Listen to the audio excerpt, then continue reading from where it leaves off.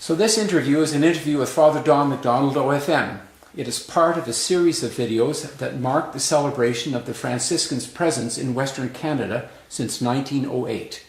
Father Don has an impressive CV and includes his work as a professor of Christology, Dean of Theology, President of Newman Theological College, and Provincial of the Franciscan Province of Western Canada. This interview will focus on one of the main roles the Franciscans played in Edmonton since 1969. Welcome, Father Don. Thank you. Well, to get us started, could you give us a brief introduction to yourself, please? I was born on a farm about 10 miles northwest of St. Albert, and as a teenager I went to St. Anthony's College, which was run by the Franciscans. It was a boarding school, high school for boys. I hadn't wanted to go there. I had wanted to go to St. Joe's High School, but my parents made a deal with me that if I went to St. Anthony's College for 1 year, then I could do what I wanted. So I went there and I liked it so much that I went back. And it was there that I had my first contact with the Franciscans.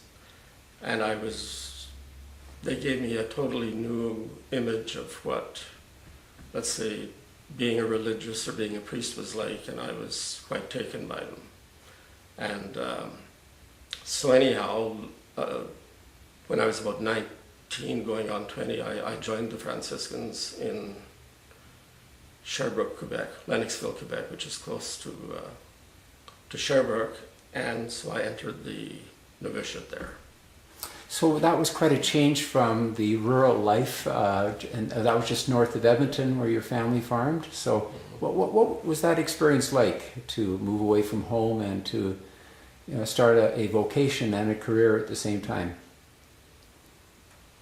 Well, it was different because I was the youngest of 5 children by quite a bit, and so the farm life was awfully quiet, and I guess to put it bluntly, I was quite young, and there wasn't that much going on. The school that I went to was 3.5 miles from the farm. So going into Edmonton was just different. I mean, there was a lot of company, there was a lot of activity. I enjoyed the schoolwork. It was more of a challenge than what I had experienced before. So yeah, it was a big difference. Well, that sounds interesting because of the timing. So what year was it that you joined the Franciscans then? 1955. Okay. And when you finished your final vows? I made my final vows in 1959 and was ordained to the priesthood in St. Albert in 1960. And then after that, I went to Ottawa to study for a licentiate in theology. During my 4 years of theology in Montreal, before my ordination, I had taken summer school in Ottawa towards a master's in English Lit, which I didn't finish, but I almost finished. I decided that I wanted to switch and go into theology. So that was at a time period when changes were about to come, and one of the things I wanted to direct some of our viewers toward is the Second Vatican Council, which started in 1962 and closed up in 1965. What were you doing at that time, and where were you situated? Okay, well, before I say where I was during Vatican II, I'd like to say that my 4 years of theology in Montreal after the novitiate in Sherbrooke, Quebec, were in a way privileged because we had one professor in particular who had studied in Europe and who had become very enthusiastic about the renewal that was going on in biblical studies, liturgical studies, ecumenism.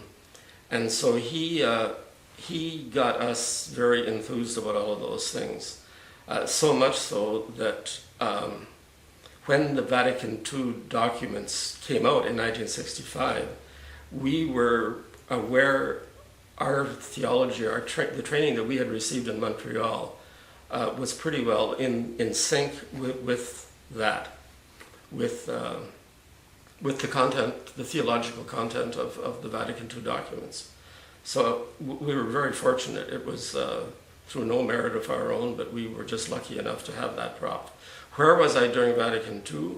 After I had my I obtained my licentiate in theology in Ottawa in 1961, I taught in a seminary in Regina for 3 years, from 1961 to 1964. It was a seminary that was operated jointly between the Franciscans and the Archdiocese of Regina. So as I said, I taught there for 3 years, and during that time I also taught at Notre Dame College in Wilcox, the Father Murray's college, and I really enjoyed that too.